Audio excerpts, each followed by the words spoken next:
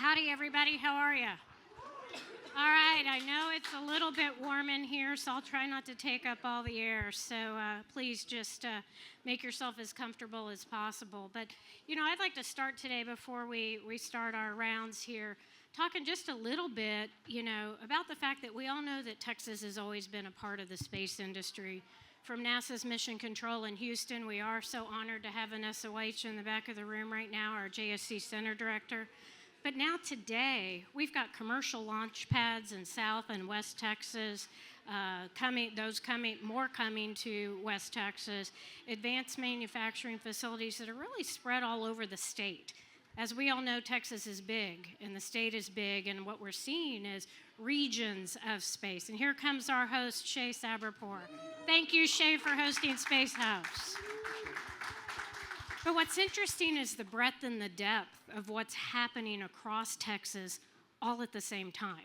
It's not just in Houston anymore. And I love Houston. I'm committed to Houston. But what we see now is across the state of Texas. And as you heard in the panel earlier today, the one that my colleague from the commission, Brad Morrison, moderated, the biggest shift in the past couple of decades is really the capital investment in commercial space. Many of you in the room probably remember when we had what was called new space and old space, and I'm really glad that term has gone away, to be honest, or is really going away, because now it doesn't matter. The commercial industry has grown so much, and the companies are putting their own skin in the game. I'd say that's one of the biggest differentiators that I've seen in the 40 years of my career in the space industry.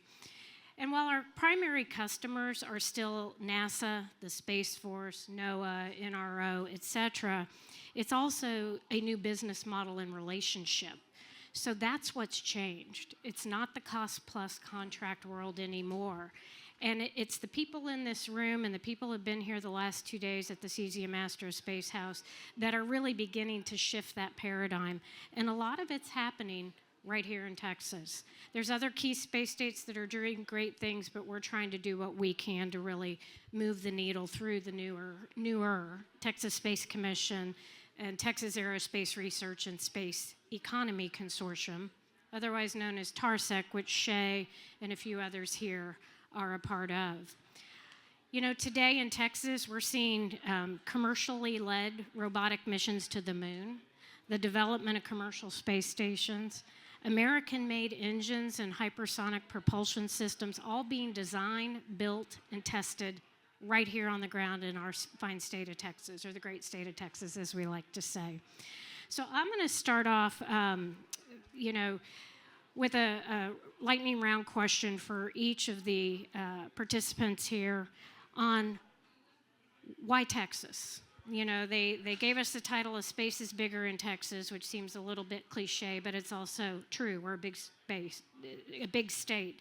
So as we look at the future global space economy, what I'd like to do is ask each of you guys to introduce yourself briefly when I hit a question your direction, and then let's jump into answering the question. And if you forget the question by the time it gets around to you, just ask, Megan. So with that, for each of you, as the commercial space industry has significantly expanded that footprint across Texas today, the state is home to, the manufacturing, as we talked about, of reusable rockets, reusable engines, satellites, launch operations, and companies developing lunar landers and commercial stations. So from your perspective, your individual perspective, what makes Texas a great place to do business in the space industry today? So why Texas? And I'll start with you, Tim. Yeah, thanks a lot, Gwen. So Tim Kopra, I'm the Chief Human Exploration Officer at Voyager Technologies. We do national security, space solutions, working with the ISS and our subsidiary Starlab Space that will replace the International Space Station.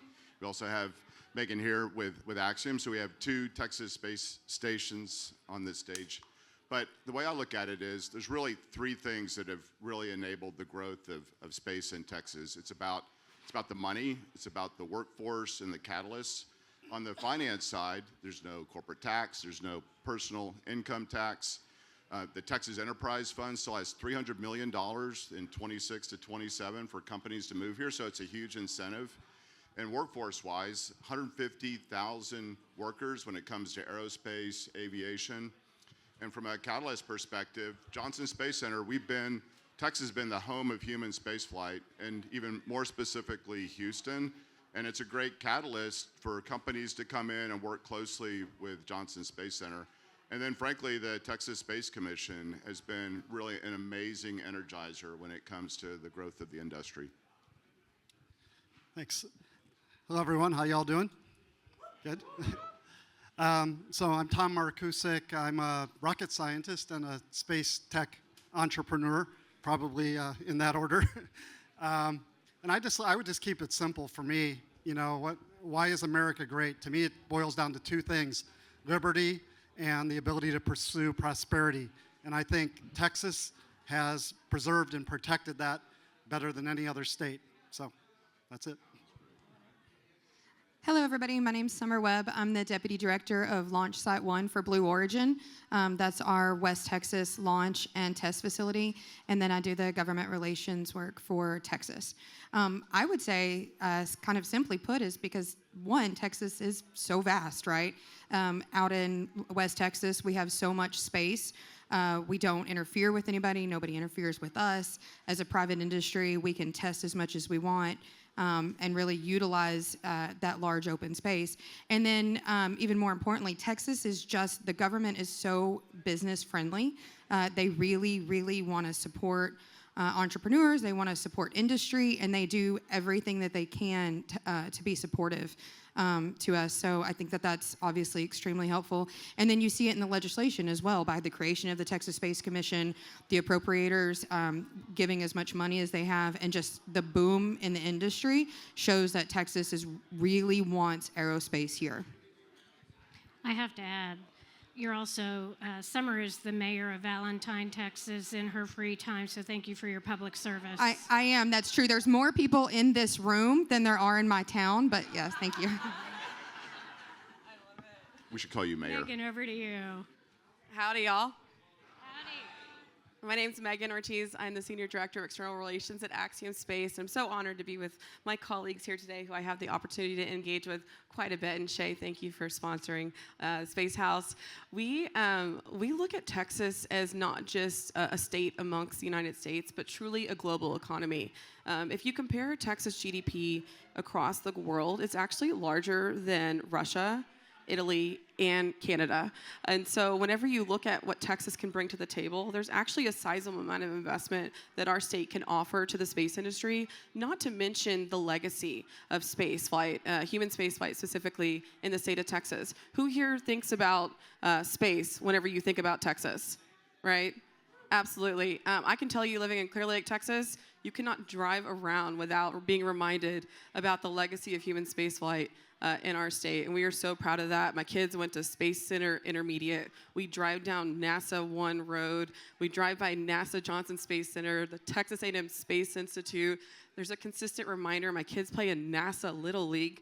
And so there's that constant reminder and pride that's within our community. I have to also mention the universities that we have across the state are just incredibly instrumental to the research that can happen in low Earth orbit that's also happening in a terrestrial capacity. And then finally, the talent pipeline. I have never seen a talent pipeline like we have here. The universities are helping build up that talent pipeline with respect to the aerospace industry, but you have to also look at the community colleges as well and the trade schools who are also then training up our future leaders and our future workforce for the aerospace economy. Thanks, everybody. So, Tim, I'm going to start with you. And first, thank you for your service to our nation. You know, your career, absolutely. Your career uniquely, you know, spans your military service, NASA human spaceflight, and now commercial space as an executive in the industry. And today, you bring that perspective that I certainly don't have, of what it was like to live on the International Space Station for 6 months, looking back at Earth and thinking about home and your family here in Texas. So thank you for that. Your company now, Voyager Technologies, is really help leading kind of that next generation of commercial stations through Starlab. And so knowing your background being so unique and all of your knowledge there, as NASA transitions really from a government-led space station with ISS to commercially operated platforms, what can the state of Texas and local communities, local governments do to best support this commercial-led endeavor? Space stations are hard. We hear this a lot, that space is hard. Sustaining a permanent human presence in low Earth orbit is really hard. So what can the state be doing and the local governments be doing to help? No, it's a great question, Gwen. It really comes down to advocacy, and also financial support is always super helpful. But if you think about the International Space Station, we've had a permanent presence in low Earth orbit for over 25 years. We've had an astronaut on board and a U.S. astronaut over that entire time period.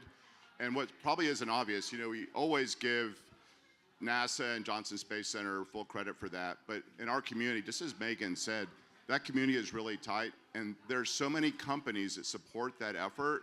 What we've done in that area, and really broadly Texas, but very concentrated around Johnson Space Center, is create a national asset of companies that know how to build, how to maintain, how to operate a space station. And so we should take that lesson. And what often happens in the United States with new programs is we start from scratch. We don't take lessons learned. We go over budget, over cost. In this particular occasion, we should recognize that we've created a national asset and we should protect it. And so Texas should advocate for that internally at Texas, with NASA, and with our elected officials at the federal government. It's super important.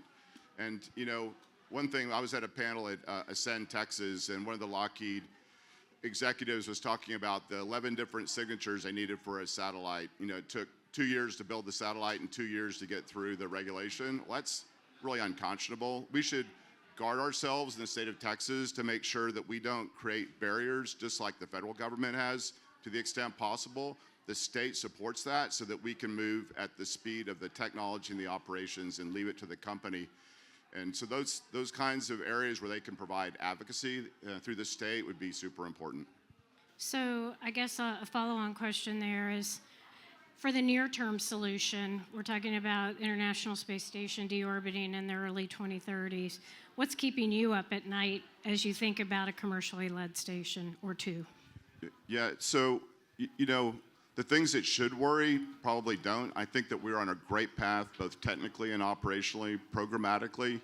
I think our value proposition is so spot on. Single launch to orbit, about 2/3 the volume of the International Space Station is single launch. All of the R&D capacity, we're fully booked.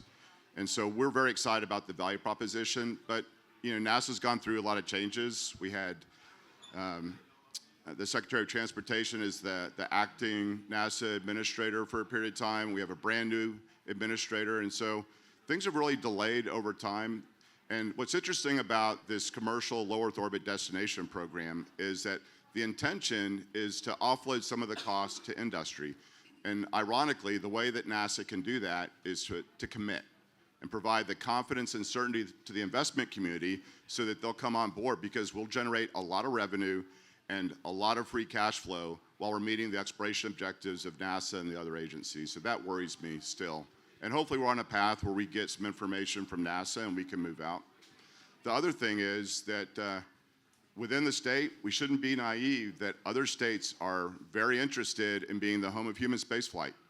I mean, they are actively pursuing this segment of human spaceflight has really been the center within the Houston area and really broadly through the state. And so we should be really concerned about what California, Colorado, Alabama, and Florida are doing, because they would love to be able to take the industry that we have in the state of Texas and move it to their state. That worries me.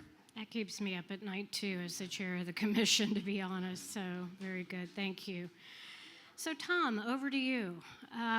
You've built space companies now from coast to coast. As I looked at your bio, and obviously I had the privilege of meeting you once a few years ago.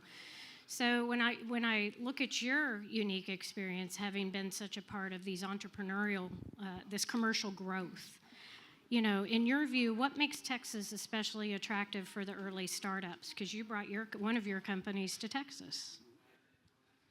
All right, I would say a couple things. I'd start with the philosophical answer, and I'd like to just give you a practical experience that I had. So just kind of reflecting on what I briefly said at the beginning, I think we really have to take a defensive posture and a progressive posture. We need to defend the things that have made Texas great in the first place. And it may be a little controversial, but I'll just say it. Immigration is amazing, and having people are coming from all around the country to Texas, which is great. But I would just say that the ultimate fraud in my mind is the San Francisco socialist that comes to Austin to preserve their wealth. So it's great that they're coming, but I hope that they'll kind of fall in line with the culture that we've developed here. So just as an example of the culture, a practical example that I had through the years in building businesses here in Texas. When I first came to Texas, I was put in charge of building the operations up for SpaceX here. So having been at the Air Force and NASA and other places, I came and I'm like, I got to have all my ducks in a row with my, safety and all my permitting and all these things, which are obviously very important. But when I came in to run SpaceX's operations, I met with the city manager up in McGregor. And I went in there like, sir, I've got all my paperwork and all this stuff. And the guy had a 10-gallon hat on, and he's just like, wait. He's just like, here's the rules. Son, just don't do anything I wouldn't do.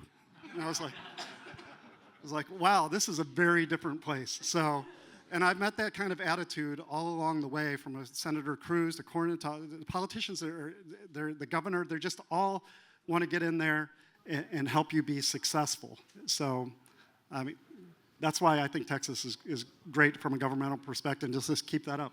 Yeah, and then to add on to that, as you went through the process of building several companies, and I'm going to get to a question with you on your newest endeavor, but can you talk a little bit about where the Space Commission or the government, is it regulatory at this point?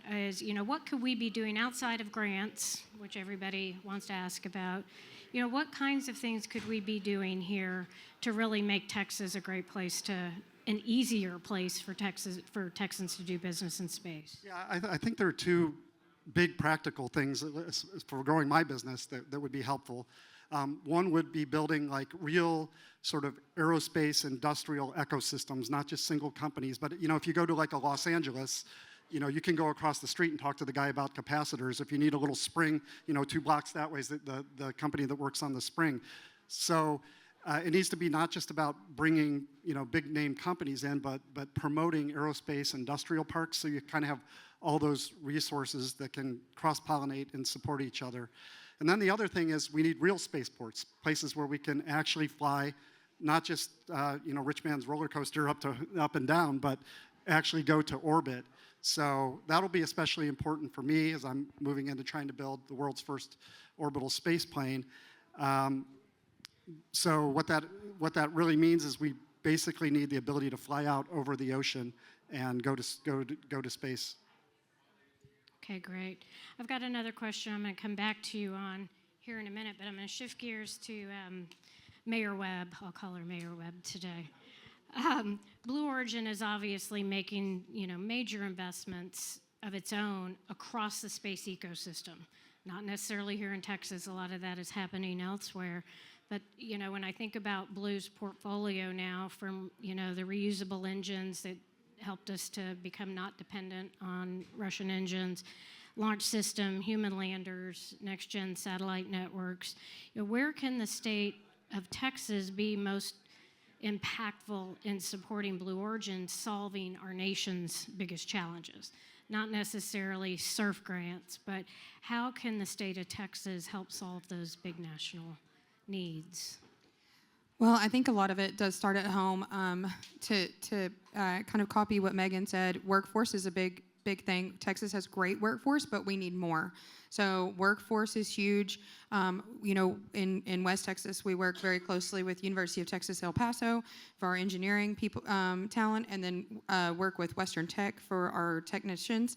So this is really important. Like, we have great engineers, we have all the people that design and build. We really cannot forget about how important it is for the people that go out there, turn the wrenches, the welders, the avionics, HVAC. I mean, these are all things that are extremely necessary. And so we need to continue that pipeline. There's great groups like SWIFT we've talked to, and, you know, working with Austin Community College, Alamo, San Jacinto. These are all, TSTC. These are all really, really, really great communities and community colleges, and we need to support them. And if Texas could really, really support them and support them in the way of expanding into high schools more, and making sure that we have an understanding all the way into high school and even middle school that it's okay if you don't want to go to necessarily a four-year college, that these are really great jobs and these are very necessary jobs for Department of Defense. I mean, you know, they're instrumental.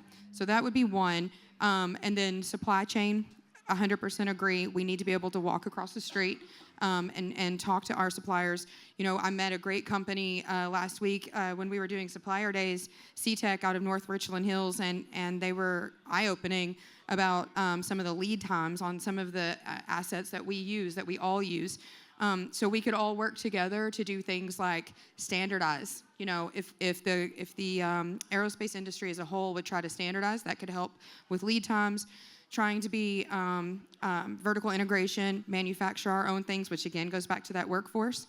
And then what could really help in Texas to expand the footprint, we're in West Texas, and one of the things that we deal with every day, and I think where we could really expand in West Texas as a overall aerospace division, is propellant. So liquid hydrogen, liquid natural gas, liquid oxygen, these are all things for liquid rocket engines, and they're very costly to get all the way from Houston out to West Texas.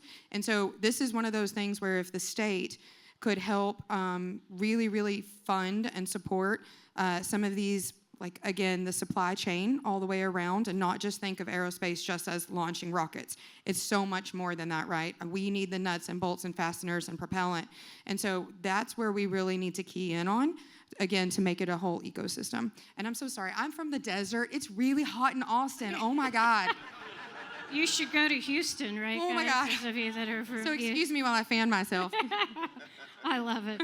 Well, not to put you on the spot again, but one of the things I hear a lot from the Space Force and from NASA is that we've got to move faster, particularly from the Space Force. At the Space Power Conference a few months ago, all I kept hearing General Saltzman say is, we've got to move faster, we've got to move faster. You know, with companies like Blue, where I believe you're at that stage where you're trying to get to scale. I hear that when I read articles about New Glenn and getting that to scale on, you know, a flight cadence.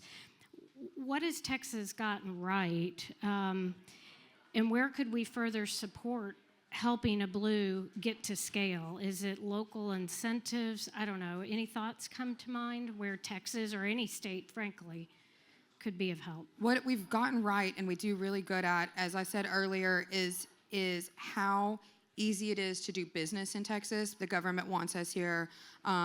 You know, the Economic Development Board is great. They really want to see us here. TEF funds, those are super important. But yes, I mean, money creates money. That's just the answer, right? And so supporting through grants, supporting through local colleges and working through those grants. I mean, it's a broken record, but workforce, supply chain, propellants, money, these are all the things to, anything that you can vertically integrate on and supply with your next door neighbor and not have to have a lead time of 18 months to get a special fastener is going to support growth in aerospace in Texas. And so it can't just be the big flashy, you know, billionaires who learn a lot by sending rocket roller coasters to space, but it is all of those things that go into it, and we cannot forget how important those fasteners are. That's a great point. Remind me to come back to kind of how everybody in this audience that's in Texas or cares about Texas can help, but I'm going to head over to you, Megan. Axiom Space is really building a core infrastructure for what I'll say. When I think about Axiom Space, I think about that next generation of human space flight, commercial space stations, spacesuits, private space missions, you know, all of that really rooted here in Texas. I know your company's co-founder has invested heavily in what we call the Bay Area Houston region, otherwise known as Clear Lake, I think you called it. So why Texas versus other space states for Axiom? Absolutely. Yeah, that's funny that you mentioned the Clear Lake thing, Gwen, because if you've been to like the Bay Area, Houston, there's about maybe 10 different towns that are all kind of molded into one, which I like to speak about because it actually adds to the community aspect. Tim was touching on this too. We've just got the most fantastic community down in Houston. So if you're ever over there, check it out. You can throw a rock and hit pretty much any space company over there. It's really quite fantastic, the infrastructure that's grown up around Johnson Space Center. With respect to Texas, so we actually have not only our headquarter facility based in Houston, but we have 2 other additional facilities that we have based out of the Houston area as well. One is at the spaceport, which is our assembly, integration, and testing facility, which will do assembly, integration, and testing for Axiom Station, the successor to the ISS. And then we also are building the next generation spacesuit there as well. And so it's just, we've got about 700 families in the area as well who are supported within that community working on Axiom's core objectives. And we consider ourselves very lucky to be in a Texas company, be based in Texas, to have 3 facilities, 700 families. Earlier I spoke about Texas with respect to the world economy and the GDP, and I want to reemphasize the impact of the universities, the impact of the community colleges, the workforce development that happens, speaking about what Summer's talking about, making sure that we are creating technical roles and non-technical roles alike, creating traditional and non-traditional roles. I can tell you from my own personal experience, whenever I came into Axiom, I did not study aerospace engineering. And so I kind of thought, when I went to UT and did not study aerospace engineering, that was it. I had made a decision, and my, the space career in the world had moved past me. But the beauty of being able to work at a space company in Texas is that what I found is there is room for a lot of different professions. There's a room for a lot of different opportunity. All of these space companies that I talked about, especially in the Houston area, not only in the Houston area, but across the entire state, they have their own attorneys, communications, HR folks, procurement, finance. And so what I have seen is it's just opened up a world of opportunities for technical, non-technical, traditional, and non-traditional backgrounds to get in on this next wave of the commercial aerospace industry. I resemble that remark with my degree being in journalism, and I finally found my path to be part of this industry, which is awesome, and I'm very humbled daily. So as we continue, another question for you, Megan, and anybody else that would like to take a stab at this, but as we really do evolve more from a government-led ecosystem to what I hear more and more folks like Jared Isaacman saying, that LEO space economy, what is that going to look like? So success for Axiom and your and the communities and that sort of things, thinking 20 years from now, what does success look like for an Axiom space 20 years from now? Well, first I want to touch on the transition between government and commercial a bit. So one of the things that we've been able to do is partners with some really cool non-traditional space companies. Anybody in here heard of Prada, Oakley, Nokia, Goo? When you think about those companies, do you think spacesuit? You should. So we actually have worked with Prada on the cover layer of our spacesuit, which has been fantastic. That originally started out as just a silly idea. Could we work with Prada? Could we work with a major fashion house? What we were able to find is we actually had commonalities with Prada. So they are a high quality, low quantity organization, much like ourselves. When we're creating spacesuits, high quality, low quantity, so we're able to work with them on the cover layer of that suit. Another commercial partnership we're able to bring in is Nokia, who's doing the communication systems within the spacesuit. So the first time that phone call goes from the moon back down to Earth, that'll be with Nokia. Goo is providing the nutrition for our astronauts. Anybody here use Goo on Town Lake, maybe if you're an Austinite? Running around town, perfect. Okay, good deal. And then Oakley is working with us on the visor. So when you're looking back at Earth, you'll be looking through Oakley visor, which is fantastic. And I just think that speaks to the creativity that's been infused in the commercial space sector with this new wave of the commercialization of space. We take ideas and we say, well, what if? Can we make this possible? Would this potentially work? And one of the benefits of being a commercial space organization is we can go after and we can chase those ideas a bit and see what that could look like. And as far as speaking to success, I want to just make a nod real quick. We recently were awarded the Private Astronaut Mission 5 from NASA, so looking forward to next year executing on the end-to-end mission to the ISS for AX5, as we lovingly call it. It'll be our 5th mission, 5 years, 5 missions. We've sent 11 nations to orbit to date, end-to-end missions that we're operating to the ISS. And one of the benefits is we're able to then, as a commercial organization, expand the partnership of nations who are participating in low Earth orbit. I believe there's about 28 countries that have been to the ISS to date. Axiom Space has facilitated and led the missions for 11 of those countries. And many of those countries, I believe 6 of them, had never been to the ISS prior to that. So we're super excited to be able to expand this partnership, bring new nations in, work with nations that have already worked with the ISS and NASA, but also get new countries in the game as well across the globe. Anybody else? Go ahead. Well, I was actually going to say, Megan and I are going to get a Prada space boot into Prada Marfa, which is actually in Valentine, just so you know. So we're going to work on that. That's a goal. I love Project. Well, I tell you, most of my career was in brand marketing and brand partnerships. And so what's changed is 20 years ago, 30 years ago, I would try to get a space product built by Lego, and it was hard. Now we've got Prada, Nokia, all these consumer brands. So that's where we really become more of a mainstream topic as well. Anybody else want to hit on kind of what success looks like for you 20 years from now? You know, one thing that we're super interested in is the intersection between what you can do in a zero gravity environment and what may be really considered, or at least not first considered as industries that can take advantage of the zero G environment. So what's really unique about living and working in a microgravity environment is that there are capabilities that you have that you can't do on Earth. And with 25 years of experience on the ISS, it started out with really baby steps and then basic or really fundamental research and then transitioning into more applied research. In the last few years, frankly, since the last time I flew in 2016, there's been these really incredible developments, some of which sound like science fiction. There's a company on board the ISS right now that's bioprinting retinas. Some of my former crewmates bioprinted a human knee meniscus and vascularized it, have made the fundamental protein crystal for a fundamental cancer drug through Merck. What that in turn means is you can change the delivery mechanism, you can change the side effects, extend the patent. So a lot of great examples that have happened on the ISS. And so this next phase of commercial stations means that in turn, we can continue the tradition of having this permanent presence in low Earth orbit and meet the exploration objectives of NASA, the European Space Agency, JAXA in Japan, CSA in Canada, but then also take advantage of these industries that will be really fundamental when it comes to commercializing low Earth orbit. Yeah, Tom, go ahead, Tom.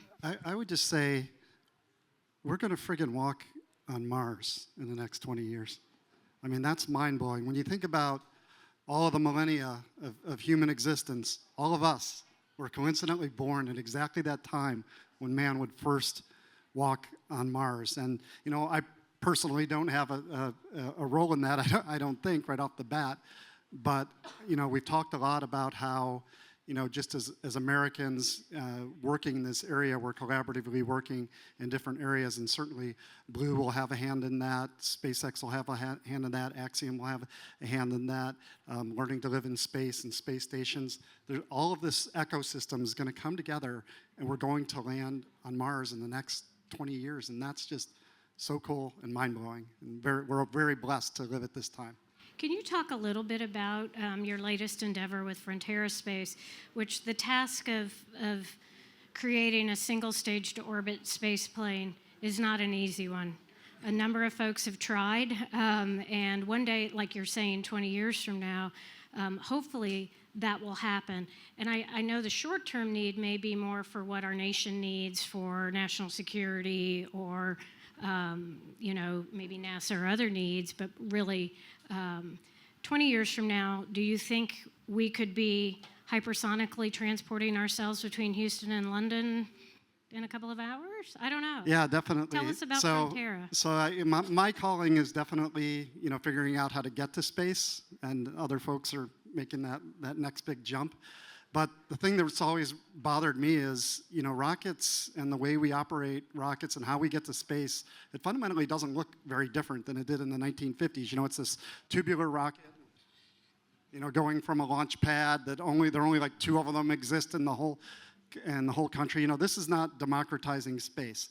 So it seems self-evident to me. If aliens were to come here today, they'd be like, look, your atmosphere, it's like this onion skin thing. Like, why don't you build high-performance airplanes? We talk about reusability in rockets like it's something novel. Could you imagine if someone asked you, like, is your airplane reusable? I'm just curious. Like, no, obvious. That is the platform for reusability. So it's obviously a very difficult problem. People would have done it before, but really, there are 2 fundamental things we need to figure out. We need to come up with a fundamentally different propulsion system, and we need to understand how to re-enter without burning ourselves up. When you're going to space, you have a rocket engine blowing out the back of your spacecraft. When you're re-entering, you're flying into a rocket engine.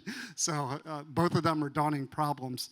So what I'm going to be working on is, in my career, just to apply everything I've learned about propulsion. And just to give you kind of a sneak peek of what that thinks about, jet engines are really good for flying around in the atmosphere. Rocket engines are really good for flying around in space. So what I have to figure out is basically how to have a jet engine and a rocket engine have a baby and come out with something that's sort of a hybrid air-breathing and liquid fuel-breathing propulsion system.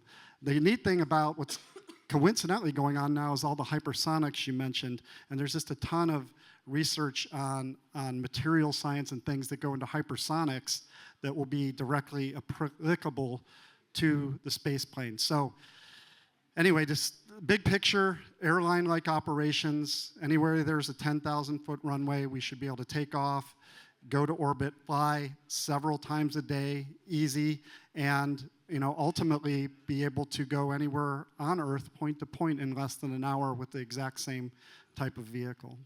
How would that be, guys? I got to go to Australia in July, and I know Shay travels the world. Boy, that can't come fast enough for folks like Shay, as he's out there doing great things with cesium. So the best of luck, because I do see it being an important component to this whole space ecosystem. So kind of my soundbite to each of you that I just thought about as we were sitting here is, the Texas Space Commission is approaching, and TARSEC are approaching 2 years old this next week when we were all appointed. So we've built a commission, we've built the Space Economy Consortium. The commission has given away or granted $150 million in grants to institutes of higher education, nonprofits, private and public companies, as well as governments, like councils of governments. But it's not a guarantee that that funding is there. The Space Commission is a newer entity in our state government. And the things I'm beginning to hear as we approach a legislative session next January is there's no guarantee that we're going to allocate, we have the privilege right now of building rules for use of the $300 million that we have in the bank. That's a lot of money, but if you heard the space capital conversation, a couple of hours ago, it's really not a lot of money in the space industry. It's capital intensive. So what you all can do, each one of us can do in whatever community you might be in. Let me ask, how many Texans in the room today? Okay, and how many from other states? All right, so predominantly Texan, but this would be applicable to space in your home state as well. We need you to help us to share with your elected officials why space is important for national security, for our freedom, for our independence. That's a real thing. You hear about it, but the more you go and learn about it, it scares me. Our adversary is moving very quickly. Texas has an opportunity to do big things, and this commission is needed more now than ever before. We also need to help NASA, NOAA, NRO, and those entities, those government agencies can't do this on their own anymore. There's not enough money in the budget. So the best thing that you can do for all of us here, if you like Space House and you want to see Space House grow in the years to come, please make sure that you help us advocate. Every single one of you can be an advocate for the space industry. Now is the time. So that's my soapbox, Shay. I hope you approve of that. But as I want to open it up for questions. So one last question for me. What should, and again, a should, I always say I'm not going to should on myself today. You guys ever do that? But what should Texas be investing in now to stay competitive for decades to come? You've hit on a few things. You mentioned infrastructure needs throughout the state. So what comes to mind? We know when people talk about the space industry, they sort of think if they're not involved in the space industry, it's sort of this global industry that has similarities, but they're frankly different segments within the space industry.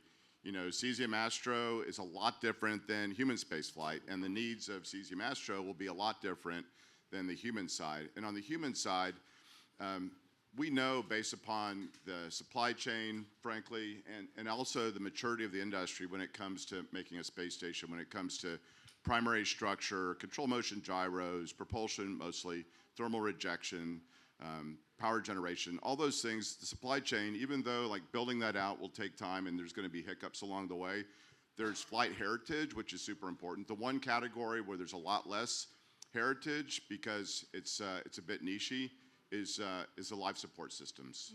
There aren't companies, you can't go to a single shop and say, hey, this is the company that's going to build this really complex carbon dioxide removal assembly. The reason we all feel lightheaded in here is because the carbon dioxide level has increased since the airflow hasn't been so great. And on a space station, all of us breathe out about 20 liters of carbon dioxide per person per hour. So when you live on a space station, you have to reclaim the water. You need to clean out the air. You need to have the right circulation. You need to transfer the heat from air to water to some other mechanism. So having that sort of integrated capability, if we're going to be a spacefaring nation in earnest, not just low Earth orbit, but going to the moon and to Mars someday, we need to make sure that we have that capability set. And I think Texas is well positioned to really own that space. Can you share for those that don't know all the NASA acronyms what ECLSS means? Sorry. So environmental control and life support systems. So really the life support systems, it's about 11 plus different systems that all have to work together. We take for granted that, you know, we can walk down and buy a sandwich and, you know, have clean air and go to the faucet and drink water and go to the restroom. But all those things are very contained on a space station, and having all those work together is really critical. And as a nation, we're just not there yet, and but we need to be in the future. So point taken, investment in human life support in space. Tom? Yeah, I mean, I get very excited about the technology and space planes and all that, but at the end of the day, if Texas is going to be successful, we need to create 21st century jobs. That's what it all ultimately comes down to. You know, my dad was a blue-collar auto worker in Northeast Ohio, and it provided a great, you know, standard of living for us, even though he wasn't college educated or anything like that. And when I look at the future of our country, and I think it's my calling now to create 21st century jobs. I'm not creating auto worker jobs, but we have adversaries. And, you know, the Chinese can beat us in teddy bears and underwear and things like that, but they can't beat us in this sort of shit, so we should create those jobs. Fair. All right. Summer? I'm feeling a little lightheaded because of the carbon dioxide in the room. That was that energy drink I think you gave me.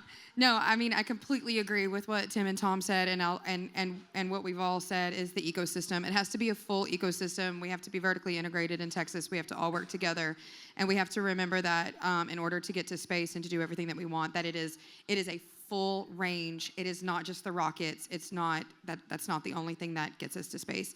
So that's just the simple answer. Great. Megan?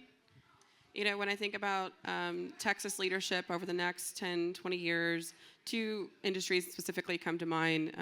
Right now, we're actually focused on semiconductors in addition to orbital compute. And so while we don't know what the tech industry necessarily will look like in 10 to 20 years, we're focused on building out industries within low Earth orbit that are going to then support that tech in 10 to 20 years. And I also want to just mention quickly, since we talked about it briefly, space is an incredibly collaborative industry. It is an incredibly complementary industry. And so if you you have a creative idea, a creative concept, there's a thought in your mind, and please, I encourage you to exercise that, because you never know where that may lead you within the space community, especially with the rise of the commercial space economy. All right, with that, I want to open it up for some questions from the audience. I know I've got a mic headed your way. Sarah, we can start with you if you'd like. Yes, you said you needed help with propellant. Did you say liquid hydrogen? Yes, ma'am. So liquid hydrogen, liquid oxygen, liquid natural gas. These are, very often used in liquid rocket engines. Okay, so the question is, the last administration funded hydrogen hubs. This administration got rid of the California and the Pacific Northwest funding. And obviously the other hydrogen hubs, including the one in Texas, is being threatened funding. So what is your timeline for liquid hydrogen, and do you need a pipeline from Houston to West Texas to support Blue Origin? Like an actual physical pipeline? Well, so this is where I'm going to be conflicted, because as a mayor of a small town, I don't want to see any pipelines, right? Okay. So nobody really wants to see that across the state of Texas. So I think that there's just a way to do more local, to invest locally. These also bring in jobs and support your own local system. So I would rather see, local facilities. So maybe more tank farms spread across tank farms, the state with that's right. massive storage. Exactly, Okay. yes, ma'am. Okay, thanks, Sarah. Yes, sir. Oh, I'm sorry, you've got the mic. You get to go next. We'll get to you, sir. Hi, I'm Katie Fries, physics professor at UT, and I have a question about biology. So I've been hearing about timescales being faster in microgravity or timescales being longer in microgravity, and this allows you to do biology that you can't do here. I'm a little lost. So are you talking specifically about the research in microbiology? So the advantage of zero gravity when it comes to some of the things like lambda vision or red wire that bioprinted a human meniscus, the difference is, and this would actually be your area of expertise, and that is that gravity creates a pressure on the cells. You can't stack those like you can in a zero-G environment. So the ability to bioprint is very unique for a zero gravity or microgravity environment. It can't be done on Earth. In terms of timeline, what I would say is, like, to get to the point where you have Redwire and Lambda Vision, other companies that are being able to use this kind of technology, it's been this slow process over the past 25 years of human spaceflight. There's been a continuous number of experiments that have been done on the ISS. When I was there for 2 months back in 2009, we had about 250 experiments ongoing. The same when I was there in 2016, just a constant flow. And it's the way that science tends to work, right? There's the really basic and fundamental research, and so it's not like a mic drop and cure cancer, but it's these building blocks that you learn over time. And it's from that and some of the great experts we've had in the astronaut corps, like Kate Rubins, who's just like a complete rock star, and initiated some of the research on board that corresponds to genetics. So it's been that building block, and I really feel like we're in that knee in the curve when it comes to all these different industries that can take advantage of the zero gravity, the biology, and when it comes to the life sciences and pharmaceuticals, also semiconductors, material science, like what actually China's doing right now. Those are things that we'll really see take off. Great, yes, sir. Back here. Thank you. My name is Hasib Abdullah, just a layman here in town. My question to all of you, even Tom, Firefly was able to have the most successful landing on the moon as a private company. Many nation states spent many times more money. They can't do the same thing. How do you, this is not an issue in the short term, but in the long term, 20, 30 years down the line, the defense contractors have been, they are private companies, but they act like nation states in terms of their bureaucracy and stuff. How do you guys keep from becoming them and not being as efficient and effective as you are right now? Thank you. Who wants to start on that one? Yeah, I'd be glad to start. So, yeah, we used this term new space earlier. I don't call it old space. I call it heritage space because our heritage is incredibly important, and we sort of stood on the shoulders of giants to build these new space companies. But the bottom line is we found a way to do things more efficiently in new space. And a lot of it had to do with manufacturing, things like vertical integration, flat management structures, sort of Silicon Valley approach to working in aerospace. So what you're going to see now is you're going to see new space people branching out into other areas of aerospace and defense. So what was learned and the big dramatic changes we saw in space are going to more generally permeate through American aerospace and defense. And I think it's just naturally going to happen. Now, as far as how do we defend the ground where we are already, as I said in the beginning, I think you just have to vigilantly stick to some fundamental core principles and hope for the best. Anybody else on that one? Okay. Yes, sir. Yours. Marcus Hervey from San Antonio. I was wondering if you could plug the Texas Space Summit a little later this year, but my question was, what about orbital capacity here in Texas? So thoughts on spaceports or opportunities to launch more from Texas? So if 3 weeks ago now, I think, the Space Commission had a board meeting. Thank you, Brad, for your participation in that. And we actually, on the launch and reentry side of things, because we've heard a lot, one of the things I've heard a lot about in the last year and a half, particularly from the Space Force, is can Texas build an inland launch site for launch and reentry? Not just because inland gives you that chance to bring something back on terra firma, but also from a national security perspective. The eastern range in Florida is phenomenal and continues to grow, but it's getting busy. West Coast, the western range is also growing, but very busy. And then you've got your natural disaster perspective on those launch sites as well with hurricanes and flooding. So there's a real interest for us to see what is possible. So in our board meeting 3 weeks ago, we asked our executive director, Norman Garza, to please initiate finding subject matter experts in the area of launch and reentry. And we don't have any inland launch sites in the United States right now. China has 5, from what I've learned. But they have different regulations and restrictions about flying over human beings. So we want to be very thoughtful to the fact that our country really cares about our population. So we are moving out on that right now to identify. I have a lot of generals asking me, where can we put an inland launch facility in Texas? And I can't technically answer that question right now. We do have a lot of land. We do have a lot of opportunities. So that is a top priority for us, for the commission, and for the state. So that's to answer that. Great point. Texas Space Summit, for those of you that haven't heard, I think we've heard a lot today about the supply chain and the need to grow the supply chain here in Texas. The Texas Space Summit will occur at San Antonio at the Henry Gonzalez Convention Center in late September. And the whole point of that is to talk about how we grow the supply chain. I've talked to a number of CEOs that are in California because that's where the manufacturing has been since, I think it came up on the earlier panel, the 1920s, 30s, 40s, and particularly, after World War II in the commercialization of aviation in aerospace. That's a marathon, not a sprint, but these CEOs, many of them live in Texas and they commute to California because that's where the supply chain is. So what we don't want to do is necessarily take the supply chain out of California, but we greatly need to grow the supply chain to serve the companies here today. So please, if you're interested, if you are a supply chain provider, please participate in the Texas Space Summit in September.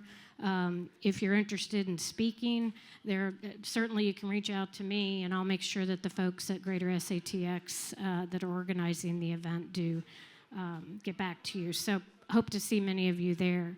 So as we wrap up, I'll have room for one more question. Gwen, This young lady. can I add one more thing to the spaceport discussion? Oh, yeah. Just real Sorry, fast. Tom. I'm like, where's that voice coming from?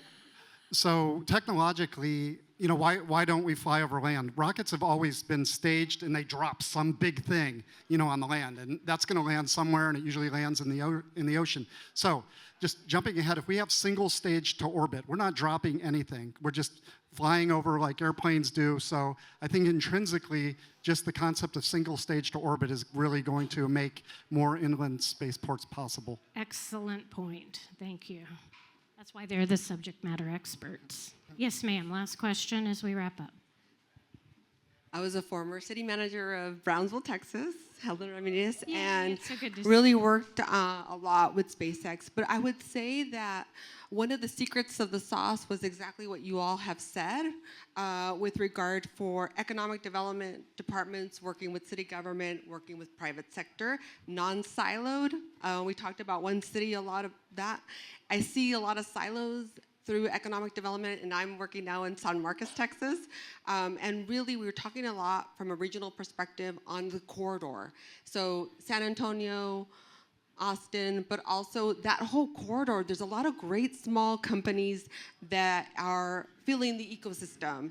And we need to hear from you from an economic development perspective with TDC, and because that's so important. And you know what? They do have funding, recurring sales tax funding. So how do we augment what they have with the government office? And many cities have lobbyists. In fact, our lobbyist with Mayor Cowan in Brownsville lobbied in support of Norman Garza and the Space Commission. So that ecosystem, you need just to be heard and magnified, but from non-traditional economic development conferences, this is wonderful. It's actually free and open, but that needs to be magnified. So and I'm prior California, Hawthorne, so. If I could add to that real quick, I think that brings up a very valuable point. If you are in a city, if you want to grow your economic development through aerospace, reach out to those companies, because 9 times out of 10, we're all looking to expand at one time or another, right? And we need to know that you want us to make our jobs easier to come to your areas. So reach out to us. Reach out to all of the space companies, all of the feeder shops into those space companies, like we talked about, the supply chain, the propellant, everything that goes into it. Reach out to us and let us know what why you want us there, and what you can provide is through either your workforce or your incentive packages or whatever. That's a really important partnership that we could all have. I could add real quick. I love that you're from Brownsville. Love Mayor Cowan. Met him at the Texas A&M Why Texas event.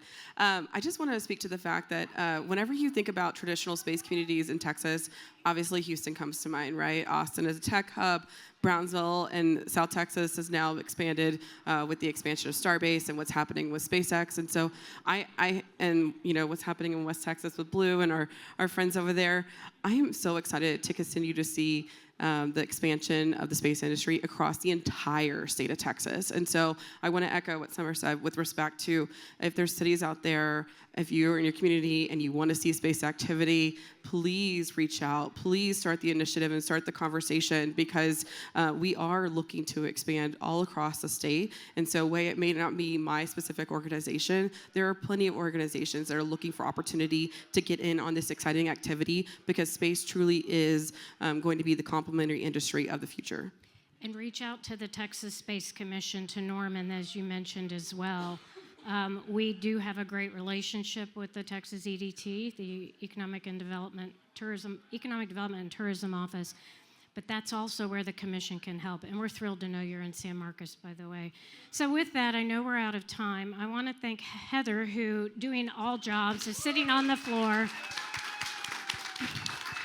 doing what you do, whatever it takes, to the vision behind Space House, and to Shay and the team at Cesium Astro for making it possible. Let's do it bigger and better next year. I know that the Cesium team's up for that. And thank you to my esteemed panel. I appreciate your time today. Go Texas. Thank you.